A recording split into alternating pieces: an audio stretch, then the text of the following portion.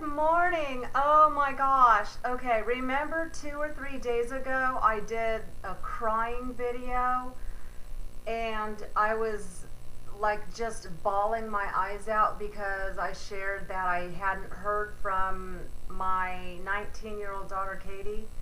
She emailed me. I know. I have not seen this daughter since she was 7 years old, and she's 19.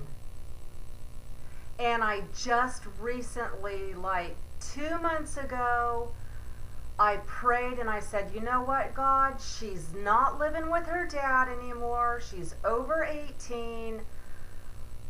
I had no idea.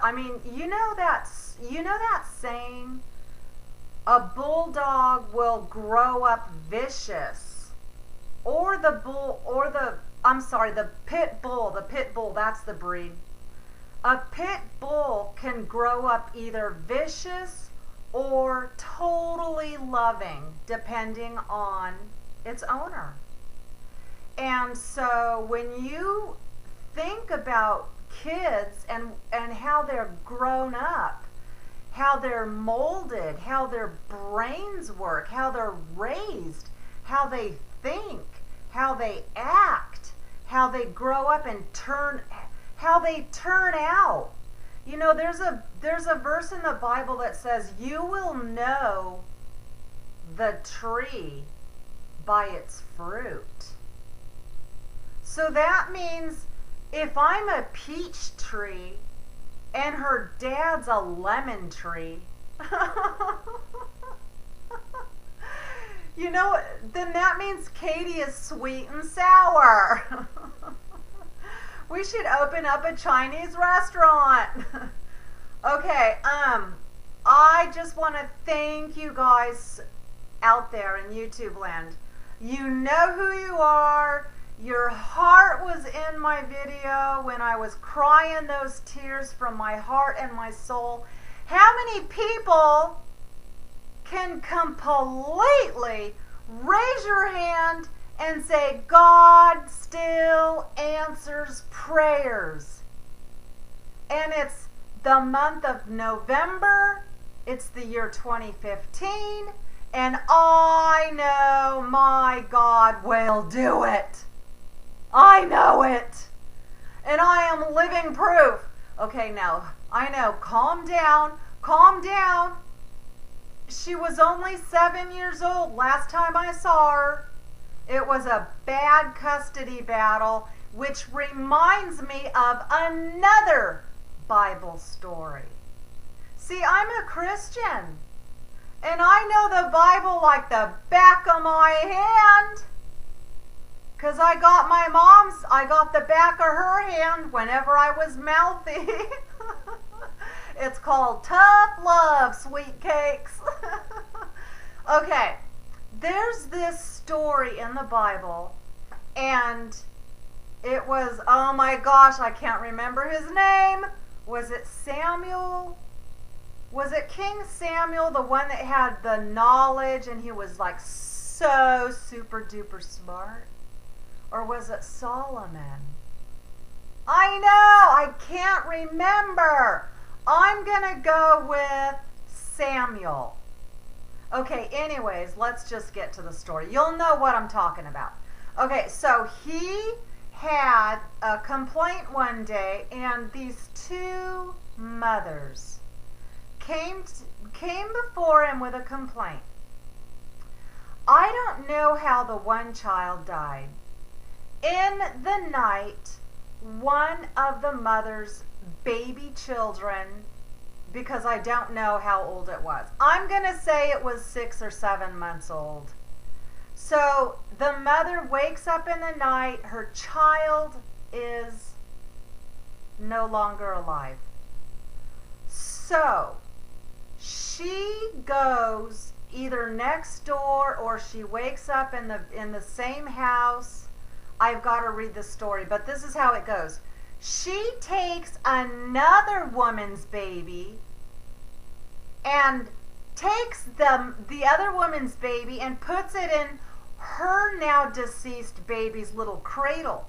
So now the mother that doesn't have her baby, wakes up in the morning, sees this mother with her baby.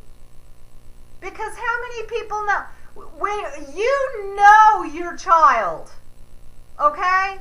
I don't care. You know your child. So anyways, back to the story. I'm sorry, I get excited over here.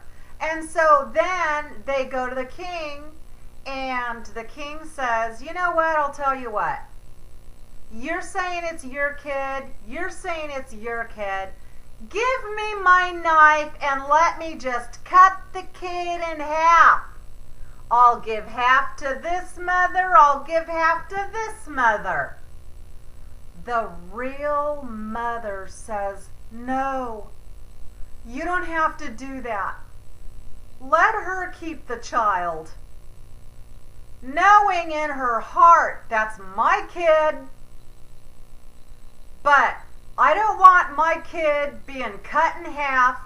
I'd rather the kid at least live and stay alive, because obviously, fighting isn't getting us anywhere, and it's not good on the kid. It's not going to be good for the child. So let me be the strong one and gracefully bow out. Well, the king looked at the mother that said, please put your sword away. It's her kid. The king said, take that child from this mother and place it with this mother. Because he was a wise king. Because supposedly the mother that had the child was like, yeah, here, offering the child like a sacrifice. Like, yeah, here's the kid, cut it in half. Because she knew she wasn't going to have no more, she was going to have to go bury that child. And here she is stealing this woman's child? You know what I mean? The evil things people do. And that's why I persevere in the Lord. That's why I pray. And that's why I get up and I pray again. And that's why I know God heard me, but I'm going to pray. And that's why after breakfast I pray. And after lunch I pray. Because I pray. Pray. I pray. Pray. You got to pray just to make it today. I said you pray. Pray. You pray. Pray. You got to pray just to make it today. Okay? Seriously. I am living proof. And I am so excited. Oh my gosh. Do you want to hear what she wrote? Do you want to hear what she wrote? Drum roll, please. Okay, now let me tell you how I got in touch with her. I used social media. Now, I don't have a smartphone, and I don't know how to text, so I used Facebook. So now, if you want to hear from your kids, send at least 7 of their friends a message saying, I'm so-and-so's mom, and I am looking for my child. Please give them this message. God bless you and have a nice day. So-and-so's mom. That's what I did. I did it to 7 of her friends. 7 is the number of completion. So see, it's like once you do your part and persevere and don't give up, okay? And after you pray it, you know what I mean? Who hears me out there? I know. Okay, so this is what she wrote. Can you stop? Now, remember, I haven't heard from her or seen her or talked to her since she was 7. She's 19 and she's in college. This is what she wrote to me on Facebook yesterday, actually this morning at 2 a.m. Can you stop messaging people about me, please? It's embarrassing and very unnecessary.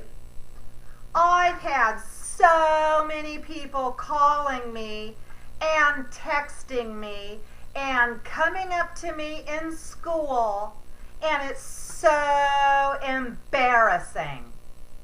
Everyone knows my business, and it's humiliating. Oh my gosh, really?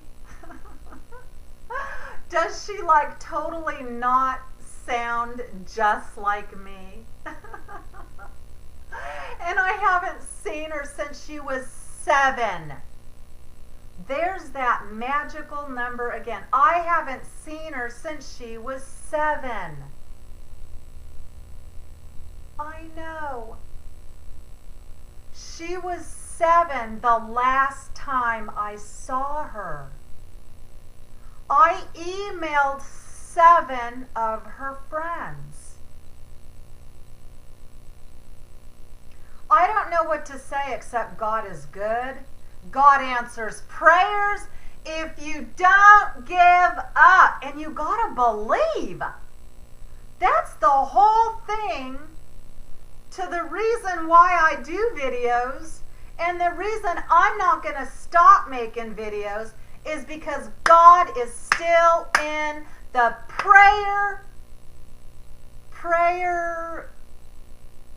answered prayer business. Okay? Seriously, God is still in the I answered prayer business. If you need prayer, email me, because it might not be what you want to hear. Please stop messaging me and all my friends. It's embarrassing. Oh my gosh, I would just so love to wrap my arms around her, because she's Daddy's little girl. And I was like the mother in the story. I didn't want to hurt her. I didn't want to drag her through the court system. You know, her dad and the dad's attorney was like, we need you to do this, and now we need you to do this, and oh, now court's been postponed for 2 months. And it's like, you know what? How can you postpone court on child reunification? It's imperative that the courts bypass all of this nonsense. You know, if you seriously love your child, don't drag them through the court system.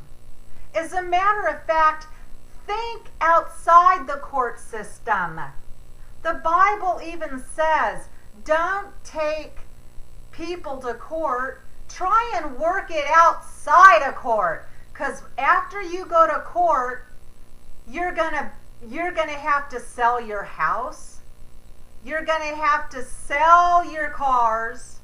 You're gonna have to come up with another $10,000 retainer fee. And that's how these attorneys are. They are all leeches. Yeah, they're patting you on the back, and they're driving their Rolls Royce, living in the freaking Beverly Hills condominiums or spacious mini mansions, all because of you, and you are incompetent to work it out with your wife or your now ex-wife. And if you've got kids, don't play the BA card. I don't want to cuss on my channel, but the first word is bad, and the second word is a blank blank, and yeah, they're consonants. But anyways, you got kids. You know? Stop fighting and start looking for like mediation and come up with a plan. But first pray about it. See, Katie's dad wasn't a Christian. And I was. And so, it didn't work out. So who knows what God has planned? All I know is I humiliated her. But at least I heard from her, okay? Because all you got to do is tell their friends, Mom is looking for you. And if you don't answer your mom, you know what I mean? That's like God saying, you know what? I'm looking for you. I'm calling your name. So see, this is kind of like a YouTube altar call right now. God is calling your name. Do you have a burden on your heart? Do you need help with it? Are you tired of dragging that heart around that feels like there's a big boulder duct taped around it and you've just been thrown in the river left to die? That's how I felt. So now today I feel like there's a little toothpick that's stuck in my chest. Oh, it's not a toothpick, it's just a splinter. See, that's called tough love. That's why the Lord allows you to go through tough things in this world, because you're going to get messages from your kids saying, you know what, stop trying to contact me. It's unnecessary. Yeah, okay, I'm only your mom. I'm just your mom that's been worried sick about you for the past 12 years. Oh my gosh, I totally gotta go. I love you. I'm glad you heard my story. Thanks for praying for me. And God answers prayers. And have a blessed day. Bye.